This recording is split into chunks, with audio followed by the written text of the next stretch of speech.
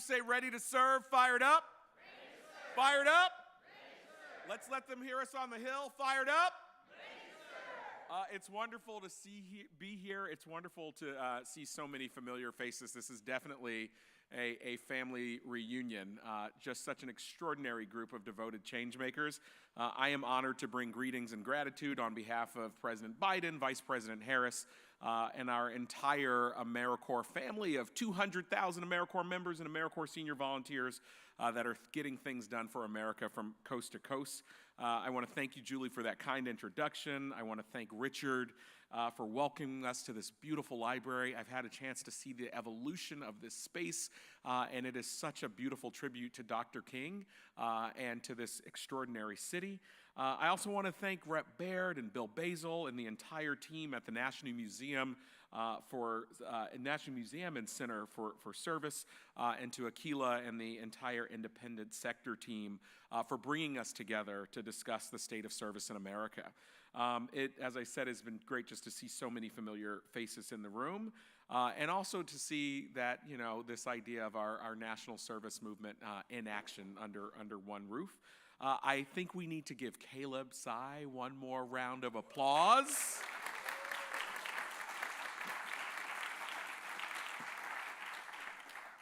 We met last year when we were both panelists during the National Service Learning Conference in Tennessee, right? Yes, sir. Where were we? What city were we in? In Franklin, Tennessee.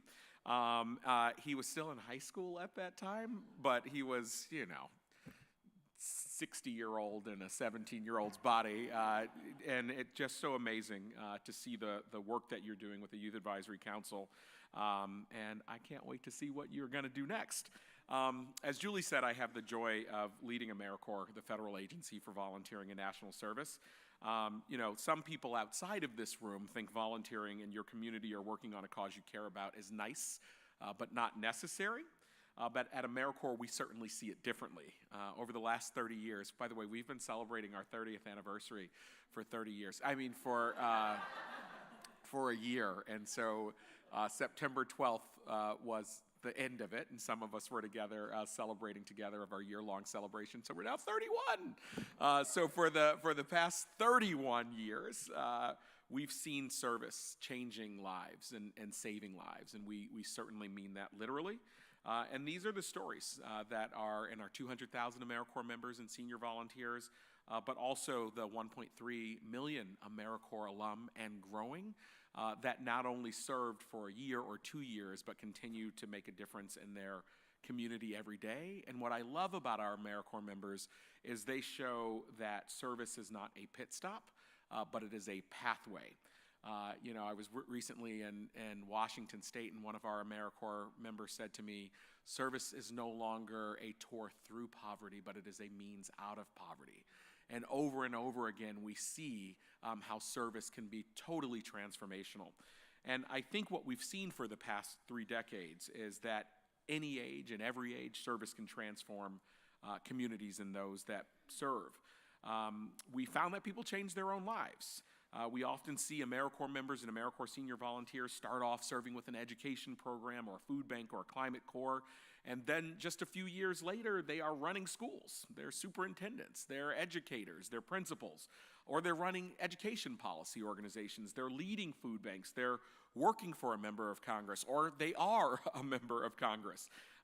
And they are passing legislation on climate and hunger and homelessness and other systemic issues.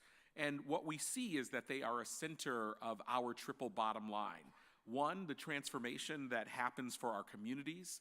2, the transformation that happens for our members that serve and they gain critical skills and accelerate economic and educational success. And 3rd, the impact for our nation that sees less social isolation, that sees more social cohesion, that sees greater civic engagement and more vibrant communities where service is at the heart of everything we do. And throughout my career, I was familiar with AmeriCorps and its mission. But when I saw AmeriCorps in action for the first time, it was actually after Hurricane Katrina.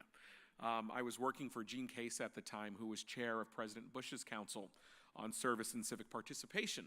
And we were down in New Orleans and throughout Mississippi for the year anniversary of Hurricane Katrina. And we heard about the stories of AmeriCorps members being in harm's way, mucking and gutting houses. Long after the cameras were gone, they were still there. And I remember we would go into rooms, we would go into auditoriums like this, we'd go into cafes, and people would stand up when they saw the AmeriCorps A. They would cheer, they would cry, they were hugged, because so many people saw it as a news story. But AmeriCorps was there not only for recovery, not only for rebuilding homes, but rebuilding lives, and also for the long-term resilience for our neighbors in the Gulf Coast. And I am so proud, during our 30th anniversary, we talked about this idea that every single time America called, AmeriCorps answered. And right now we are seeing that again.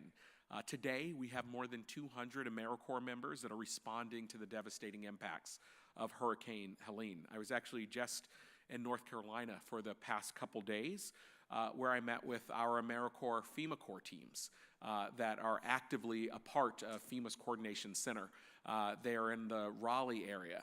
They are working on victims and survivors assistance. They are doing mapping so leaders can understand where the resources are and where they need to go. They are collecting information and passing it on so leaders know how to make decisions. And walking through that room, not only was I excited to see our FEMA Corps teams making a difference there, but I met at least 10 AmeriCorps alums from FEMA who are now working for FEMA, who are now a part of the leadership infrastructure showing this pathway from service to continuing to make a spark for the rest of their lives. And that is the work, that is the promise, and that is the possibility of AmeriCorps. Many of you know, how many AmeriCorps alum are in this room? Of course you are. When you take the AmeriCorps pledge, you say, I promise to take this commitment with me this year and beyond. And when I think about the value proposition for AmeriCorps, I am moved and motivated and inspired every single day by the incredible work that our AmeriCorps members are doing when they serve. But when I think about the value proposition, it's the and beyond. It's the folks that are going to continue to go and serving their communities in remarkable ways for many, many years to come. The other thing that I'm excited about is how service brings people together across difference, across ideology, across backgrounds, across income. Some of you might have seen the recent poll that showed that 70% of Americans agree with the statement that America has become so polarized that it can no longer solve the major issues facing the country, and that those differences will only continue to grow. That was up from 45% just in 2010, from 45% to 70%. And so I have the privilege every single day to witness this work in action, this coming together. I spend a lot of time with members of Congress. And if you spend all of your time in Washington, D.C., you might have a challenging view of the nation. And so when I'm with a member of Congress that might be having a sad day about how hard it is sometimes to get things done on the Hill, I say, come with me. I want to show you what America really looks like. I want to show you when people are mucking and gutting their house after a hurricane. When the school is down 20 teachers and they're the ones that are holding it together and tutoring and mentoring and coaching. When the food banks are overwhelmed by the lines and don't know who's going to do the work. Americans come together. They don't care what color hat you're wearing. They don't care what color your skin is. Americans still run towards the crisis, run towards their neighbors, and that's what I get to see. I think about meeting Grandma Elnora, actually when I was in Tennessee. I think the day before we met, I met Grandma Elnora. Grandma Elnora is a part of our foster grandparent program. And she told me, she said, Mr. Smith, because you're in the South, and you got to get used to that, because when someone's older than you calling you Mr. Smith, I'm like, please stop doing that. And so she said, Mr. Smith, I had one child, a son, and he was killed in gun violence when he was 19 years old.